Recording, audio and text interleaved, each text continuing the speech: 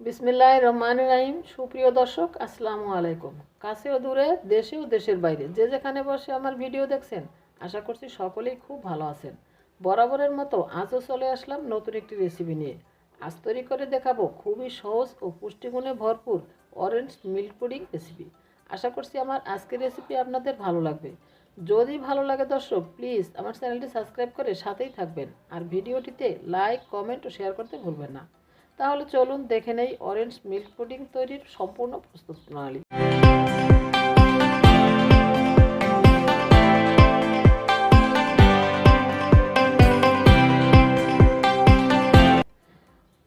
প্রথমে পুডিংটা সেট করার জন্য বোতলের প্রিপারেশনটা করে নেব। তাই এখানে আমি এরকম 1 লিটারের একটি বোতল নিয়ে নিয়েছি। আর ভালো করে একটু খেয়াল করুন, বোতলটা কিন্তু উপর থেকে নিচ পর্যন্ত প্রায় সমান। আপনাদের কিন্তু পুডিংটা তৈরি করার জন্য এরকম সমান একটি বোতল নিয়ে নিতে হবে। এখন বোতলের উপর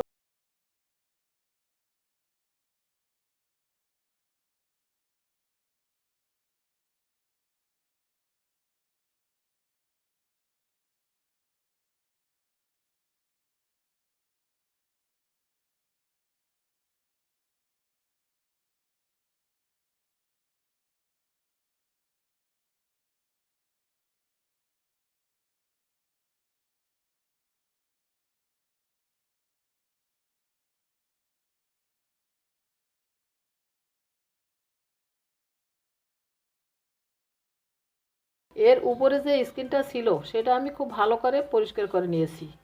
আর এক্ষেত্রে মনে রাখতে হবে প্রতিটা অরেঞ্জ যেন একই সাইজের হয়, তাহলে পুডিংটা দেখতে আর খেতে বেশি ভালো লাগবে। এখন এই কমলাটাও আমি এক সাইডে রেখে দেব। এই সাথে পুডিংটা জমানোর জন্য আগার আগারের প্রিপারেশনটা দেখে নেব। এই জন্য আমি এখানে 1.5 টেবিল চামচ আগার আগার পাউডার নিয়েছি। আমি এখানে হাইকোর আগার আগার পাউডারটা নিয়েছি। এই পাউডারটা আপনারা যে কোনো মুদির দোকানে বা শপিং মলে বা বেকিং আইটেমের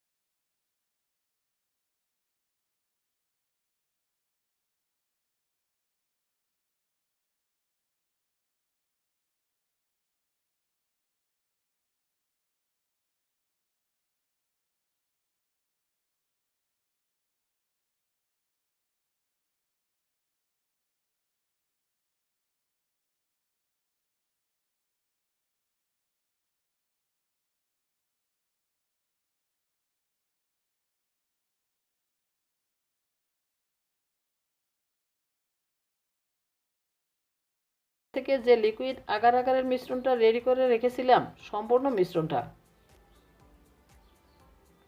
মিশ্রণটা দেওয়ার পর আবারও এটা জাল করে নেব আরও 2 থেকে 3 মিনিট। 3 মিনিট পর দেখুন দুধের মিশ্রণটা কিন্তু অনেকটাই ঘন হয়ে গিয়েছে। আর এ পর্যায়ে চুলাটা বন্ধ করে দেব। আর ঘন হয়ে যাওয়া এই দুধের মিশ্রণটা আমরা কিছুটা ঠান্ডা করে নেব।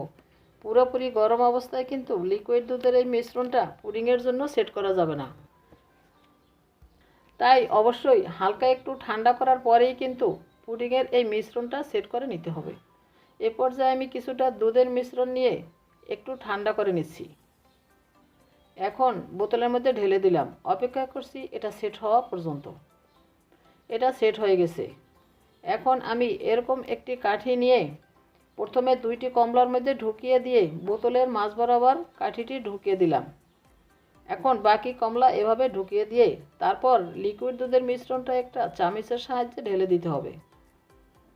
সম্পূর্ণ কাজটা আমি কিভাবে করছি আশা করছি আপনারা দেখেই বুঝতে পারছেন। এই তো দুধটা দেওয়া হয়ে গেছে। এখন এই বোতলটা আমরা নর্মাল ফ্রিজে রেখে দেবো 2 ঘন্টার জন্য। 2 ঘন্টা নর্মাল ফ্রিজে রাখার পর দেখুন পুডিংটা কিন্তু ভালোভাবে সেট হয়ে গিয়েছে। আর কতটা ভালোভাবে সেট হয়ে গিয়েছে সেটা আমি আপনাদের দেখিয়ে দিচ্ছি। বোতলটা উল্টিয়ে ধরলে পুডিংটা নড়াচড়া করছে, মানে পুডিংটা খুব ভালোভাবে সেট হয়ে গেছে। আর এই পুডিংটা বের করে নেওয়ার জন্য আমি এখানে ছোট একটি কেচি নিয়েছি। আর এই কেচির সাহায্যে প্রথমে বোতলের একটা সাইড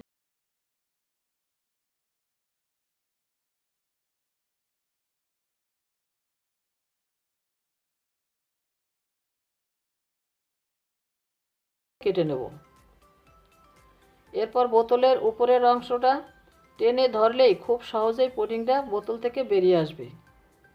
দেখুন সম্পূর্ণ পুডিংটা কিন্তু বোতল থেকে বেরিয়ে আসছে। এখন কিন্তু এই পুডিংটা কেটে নেওয়ার পালা। পুডিংটা কেটে দেখালেই ম্যাজিক। আর এরই মধ্যে তৈরি হয়ে গেল দারুণ মজার, মুখে লেগে থাকা স্বাদের অরেঞ্জ মিল্ক পুডিং। আর এই পুডিংটা দেখতে যেমন সুন্দর, খেতেও কিন্তু অসাধারণ। আপনারা কিন্তু অবশ্যই এই পুডিংটা বাসায় ট্রাই করবেন আর কমেন্ট করে জানাবেন কেমন হয়েছে। সবাইকে রমজানুল মোবারক জানিয়ে আজ এখানেই বিদায় নিচ্ছি। আল্লাহ হাফেজ।